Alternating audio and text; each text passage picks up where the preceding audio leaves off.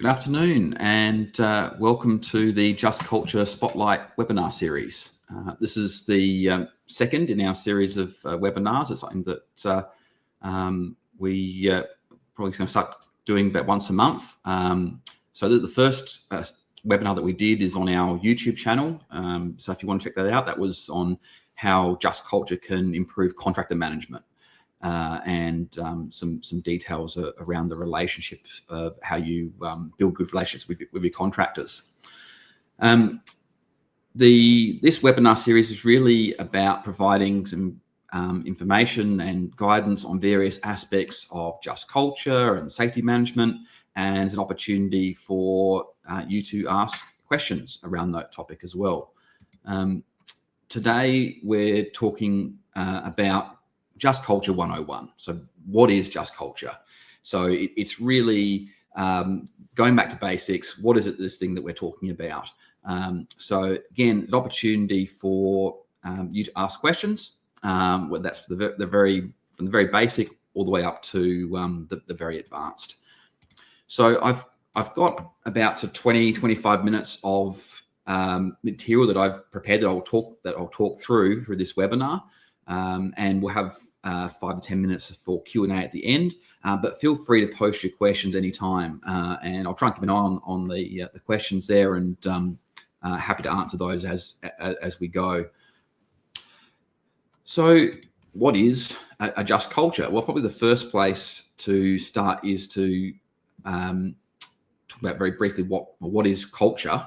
And really, we're talking about, in the case of an organization, it's the beliefs, the assumptions, the ways of thinking in the organization, the values, and then the norms of behavior. You know, that kind of, well, what happens when nobody's looking, and the beliefs, the assumptions, the ways of thinking, all of those will influence on behavior. How people go about their work, but also the way people go about their work likewise influences over time the beliefs and assumptions and the ways of thinking. So it's a two-way relationship between those underlying beliefs and those behavioral norms. So if that's culture, all right, what are we talking about when we're talking about a just culture? So the traditional explanation that comes from people like James Reason, who originally and David Marks, who originally came up with the concept, is a culture in which people are not punished for honest errors or mistakes that they make, but that there is a clear line between acceptable and unacceptable behavior. And so there is accountability for acts of malice or gross recklessness, for example.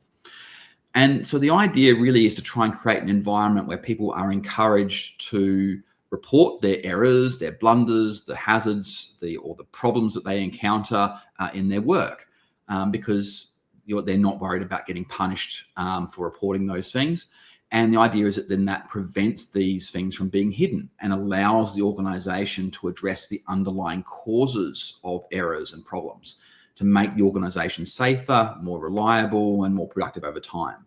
So it has its origins as a safety program. There's also perhaps a truer explanation, a deeper explanation, and that is that just culture is a much wider concept than that. It's really about making justice and fairness a core part of the makeup of the organization and how it goes about its work. It's about recognizing that building a just and fair organization that is a good thing in of itself. Indeed, who would want to work for an organization that didn't treat its people fairly? So it's about creating a much more positive work environment.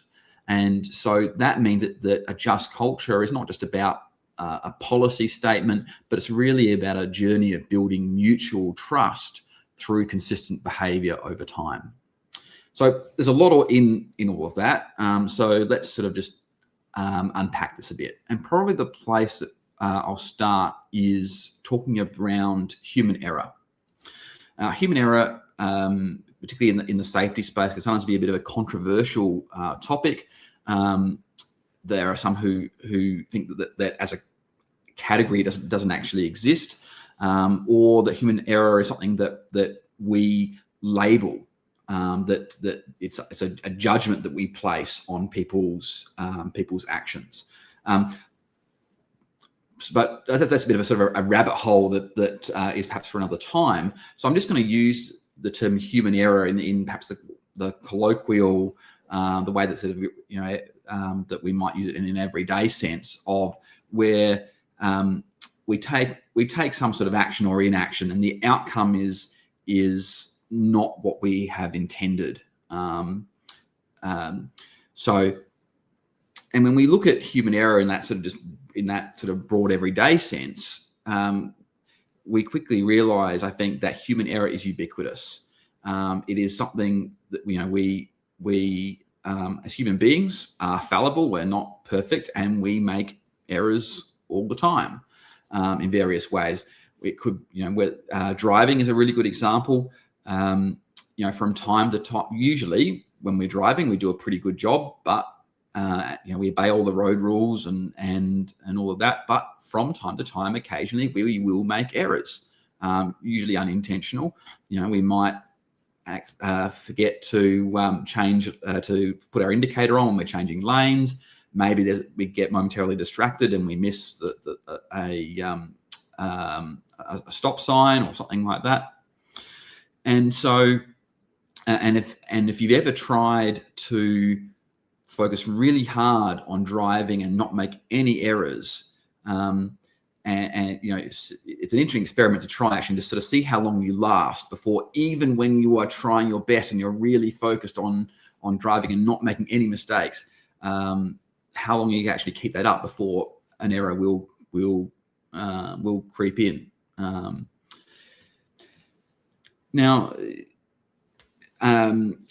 So one of the underpinning principles of a just culture is that mistakes and errors will happen even when people are trying their best, but that the workplace can influence how likely certain errors are to occur.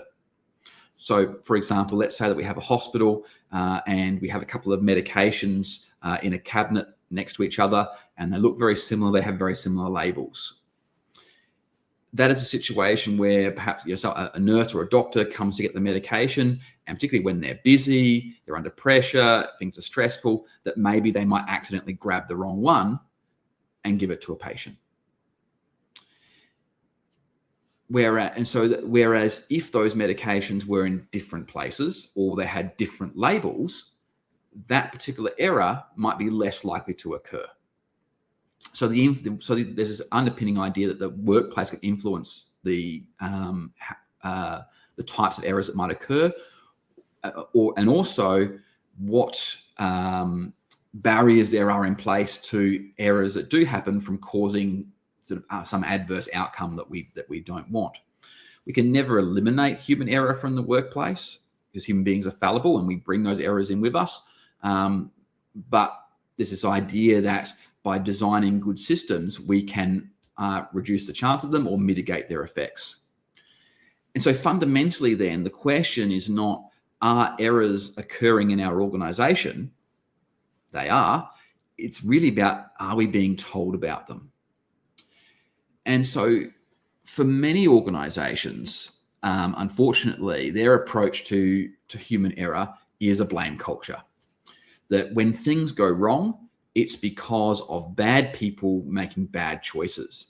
And so therefore, if we punish the bad people or we get rid of the bad people, then this will solve our problem. And along with that is an idea that we would call consequence bias, that the worse the outcome, the worse the error must have been. Though when we examine that idea a bit closer, we realize that actually that's not the case. If let's go back to driving as an example. Let's say that I'm driving on the wrong side of the road, in and out of traffic, and through blind luck, I don't cause anyone any harm and I get home safely. I've made a pretty big error in what I'm doing. The consequences were minor. On the other hand, I might be driving along and I am momentarily distracted. I go to change radio stations, for example. I miss a stop sign. I go into an intersection and I hit a cyclist. A momentary lapse of attention, but the consequences of the error are huge. So the two don't necessarily always go together. But the big problem with a blame culture is that it drives errors and mistakes underground. So if we go back to the example of the doctor or the nurse grabbing the medication out of the medicine cabinet and giving it to a patient the wrong medication, are they going to tell anyone about what happened? Particularly if perhaps we're lucky in this case that nothing bad happens to the patient. If the person thinks they're going to be punished, they're much less likely to say anything and just hope that no one notices. But of course, what that means is that the organization remains unaware of the problem. It's unaware of the problem, it can't learn. And so potentially the next time you have another doctor or nurse and they're under pressure, they're stressed, they're busy, and they're going to grab the wrong medication, except maybe this time the patient is harmed. And so, whereas if that first health practitioner had reported it, then perhaps the hospital could have done something about it in terms of moving the medication, changing the labels, etc. But they can't engage in that systemic improvement and systemic learning if people are scared they're going to be punished for reporting such things. So some organizations have then adopted what they call a no blame culture. And the idea really behind this is that, well, as long as you report it, you won't be punished or blamed. And this is a big improvement over a blame culture.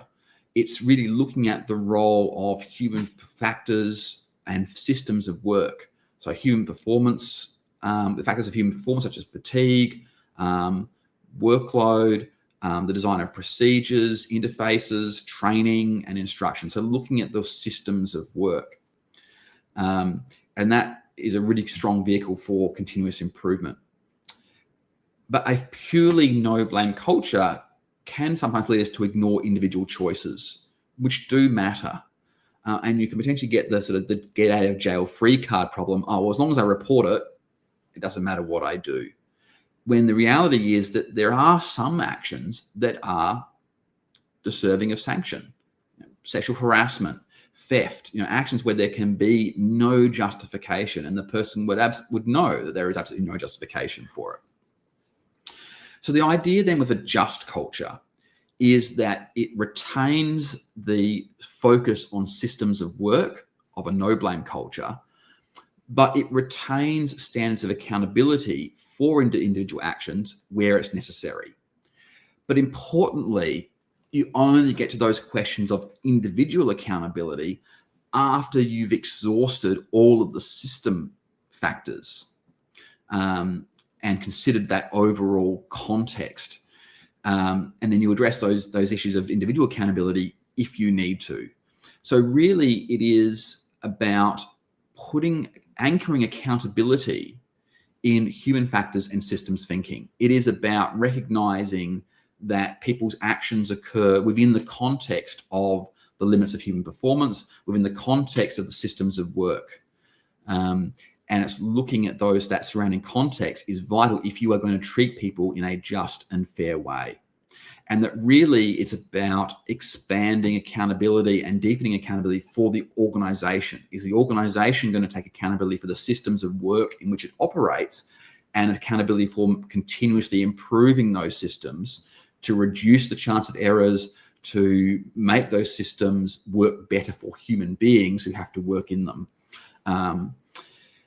Now, just culture frameworks might have flow charts and things like that to help people work through a just culture approach. But it's important to recognize that a just culture is much more than just chucking in a policy or following a flow chart.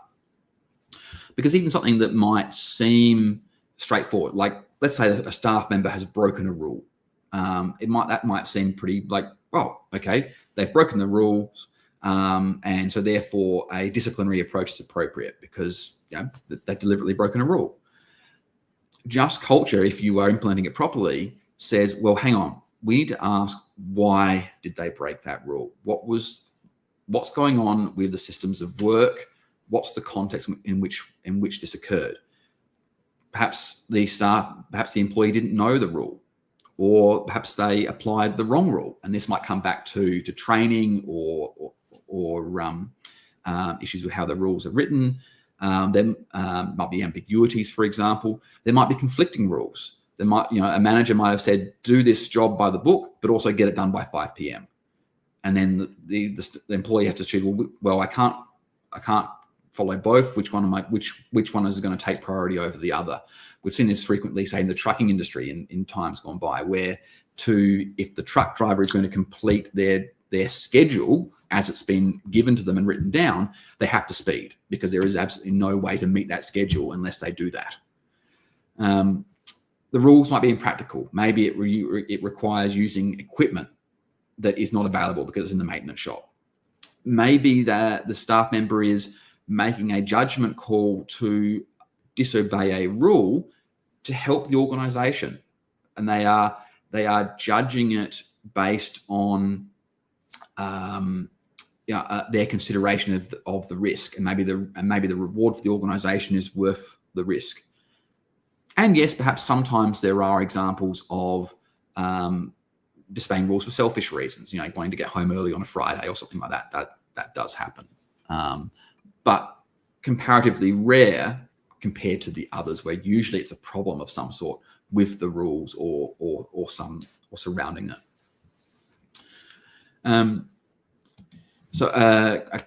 I see a question there from Marlon in the chat. Are there any examples of just culture being used outside of safety? Yeah, absolutely. And that's a really good, and that's raises a really good point, in that while just culture came out of safety and is often viewed as a safety program, it isn't just a safety thing. It can be used to help manage risk in the organization generally, whether that's financial, reputational, all sorts of different types of risks. It's also and also just to create just a more positive culture generally, and I'll talk about that in a little bit later. But to give you an example, in the financial industry, there was a financial firm in Australia here who introduced just culture framework, and that was around making decisions around investments. And one of the principles of just culture, we're talking about that combating consequence bias. And what that does is allows people's the assessment of people's actions and decisions to be based on the quality of their decision making rather than just the outcomes, which they might not be able to control. So what that does mean is that, for example, when people are making investment decisions, they are more likely to be able to take considered risks to innovate, because as long as the quality of their decision making is good. And so it unlocks that people's ability to take some considered risks and innovate, but still provide a mechanism where if people are taking crazy, unjustifiable risks, to address those issues, perhaps through coaching or other mechanisms, even if the outcome actually in this case worked out quite well, perhaps the investment came off, but it's not really the kind of decision that the organization wants to encourage, because it was just it was more, the result was more due to luck than actually good quality decision making. So yeah, thanks, Marlon. That's a really great question. Some things to remember with just culture then. One, as I mentioned, is that it's not just a safety thing. But the idea is it's about treating people fairly. We are anchoring accountability in human factors and systems thinking, and that means that we are also extending accountability to the organization, and the organization taking accountability for the systems of work it operates. And the idea then is to allow for both the individual and the organization to learn and improve over time. And that organizational learning is really important, that systemic improvement, to make it less likely that future error is going to occur, that procedures actually work better and more smoothly. Another thing to bear in mind as well is that a just culture processes should be something that is not just when things go wrong. That it should be part of your normal workflow, and particularly in the context of exceptional outcomes. You know, if something goes really, really well, a just culture framework allows you to examine that and try and understand, well, why did that go so well? Is there something that we can replicate for next time? Things that we can learn from that. The other benefit of making just culture a part of your regular workflow is that it reduces that association of just culture as being something that happens when something goes wrong, which is what you don't want. You want this idea of learning to be something that is a part of the organization's daily life, not just a response to adverse outcomes. So by taking this just culture approach, it really, you're creating a much more just and fair workplace, because you're putting accountability in the context of the overall systems of work. That bringing up, feeling that they can bring up issues and hazards and mistakes means you get a much bigger increase in safety data from increased staff reporting. And then if you're taking action on that will in due course reduce your workplace injuries, and of course all of the losses, the delays, the damages from human error, and poor system processes. So it's really about systemic improvement over time. You're also better able to identify those gaps between what we might say is work as imagined, which, how we might at head office write the procedures and imagine that the work is being done. And when on a good day, when everything is going well and everything is smoothly and all the equipment's working and all that sort of stuff, the gaps between that work as imagined and work as done, the messy reality of work as it's done on a day-to-day basis, where someone's off sick, where the job is more complicated than usual, where there's time pressures and other things, competing priorities and other things going on. And being able to better identify those gaps through that increase in reporting allows you to then address those gaps and make for a safer and more reliable organization. It also then will therefore help with your regulatory and ethical compliance, better performing work systems, better protection against psychosocial hazards, because people are more willing to report the challenges, the issues that they are encountering in their work. So particularly around some of those things of workload or low job control, or perhaps exposure to harassment and bullying, or organizational justice generally. So much better protection against psychosocial hazards. You're also not punishing people for errors that are system induced, which is fundamentally unjust. You're going to have more effective risk management generally, because obviously those things that reporting is going to help you not just in regards to safety risks, but also other types of risk, say financial, reputational, quality risk, etc. And you're really fostering an mindset of continuous improvement and innovation and creativity. And of course, having an environment where people feel like they have a voice and they can have influence in their organization. Oh wow, I've encountered an issue, I reported it, and action was taken, and now things are better. Now the procedure works better. Well, creating that kind of environment is massively positive for employee well-being. It encourages and helps underpin improved team performance. It makes you more attractive to talented employees, because you'll be employer of choice, because people feel like, oh, I actually have value, I matter in this organization, I can have an impact.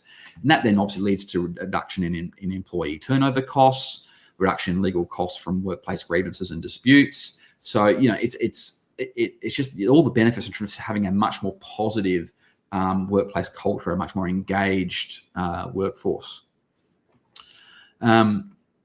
I've got a question here from LinkedIn. If I want to learn more about Just Culture, where can I go?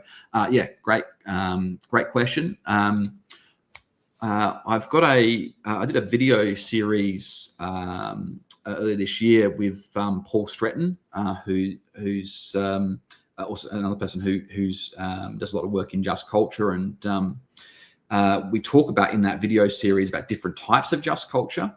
And about accountability and a bit about implementation and so on. So that series is available on YouTube, so you can check that out. That's worth having a look at.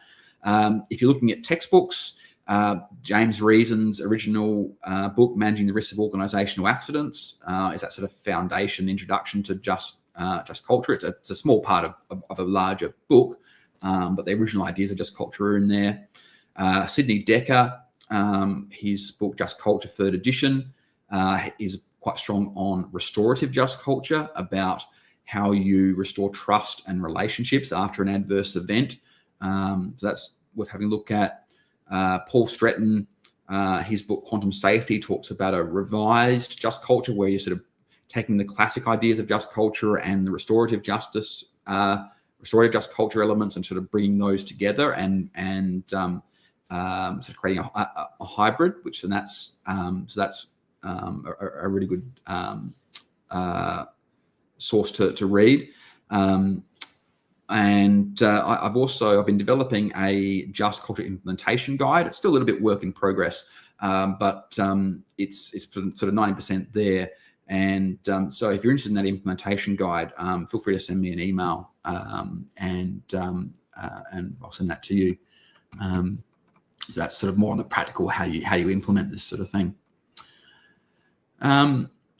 We're almost coming up to time, so I'm going to open things up to any questions, other questions that people might have. So please do feel free to chuck any questions in the chat. While waiting to see if there's any sort of more questions that come out, I'll just mention. I mentioned a moment ago about different types of Just Culture.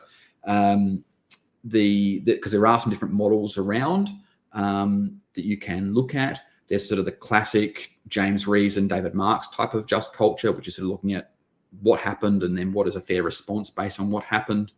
There's 𝗖𝘂𝘂𝗁𝘂𝗁 restorative Just Culture, where it's really asking things around, who's hurt, what do they need, who is responsible to address each need. So that's really, again, about restoring trust and relationships, which is really, really important. And then you have sort of the more hybrid ones that try to bring the best elements of both of those, asking those sort of questions around, well, why did this make sense at the time? And then what can we learn from both an individual and an organizational perspective? So there are some different models that you can draw from. But ultimately, I think when it comes to Just Culture, the best way to do it is to co-create it with your staff, an individual framework and model that's going to work for you. You can draw ideas from different places, but every organization is different. So you really want to create something that's going to be appropriate for the context of your organization, its history, its people, so it's effective. We have a question from the website, and it's a really good question. I've heard of Just Culture having a bad name in some companies. Where has it been used as a tool to blame people? How do you prevent that from happening? Yeah, and that's something that has unfortunately happened. There's this term like, oh, I got just cultured, and usually it's instances of poor implementation. I mean, ultimately and unfortunately, anything can be weaponized. So sometimes these processes have been weaponized. Where I think this has happened is when organizations have adopted a Just Culture policy and a Just Culture framework, but haven't really understood and adopted the principles behind Just Culture. They're not embedding accountability in human factors and in systems thinking. Perhaps they don't have trained people doing Just Culture reviews, and they're perhaps defaulting to consequence bias and things like that. Or there might be mistakes in implementation around perhaps having someone's direct supervisor conduct a just culture review, which if you're trying to assess the person's actions within its context, the supervision that and the instructions that they're given is part of that context.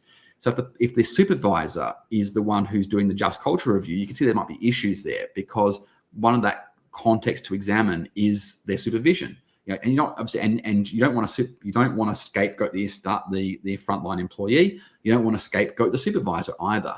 So thinking about those implementation issues. So yes, unfortunately, if it's not implemented well, you can get a situation where you're creating the very environment that you're trying to get away from, which is unfortunate. So what I would say is really make sure you understand the principles underlying just culture. It's not just a policy or a flowchart that you stick on there and think, oh, okay, right, we're all solved. And you got to really make sure that your people understand it and that you train well in it to make it work. They're sort of the two main things I'd say. All right, we're basically at time, so I just wanted to thank you for joining us today and the great questions. I hope you found this webinar helpful. The next webinar we'll probably do late January, when people are back from the end of year break.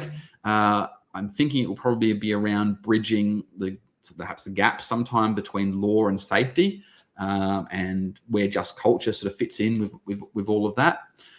So be on the lookout on LinkedIn or on YouTube, and we'll or the website, and we'll announce when the date and time of the next webinar. If you have any questions or suggestions for a future webinar, you can go to the website www.justculture.com.au/askquestions, and you can use that both to post questions for the next webinar or to suggest a future topic, or just to ask any general just culture question. And there's an option to put your email there if you want to. You don't have to, but if you do, put your email there and you're asking a question, we'll get back to you with an answer. At the end of this webinar, there'll be a QR code on the screen as well that will take you directly to that link if you want to post a question there. All right, thank you once again for joining. I hope you have a wonderful end of year break. A Merry Christmas for those of you who celebrate Christmas. Happy New Year. Happy Hanukkah.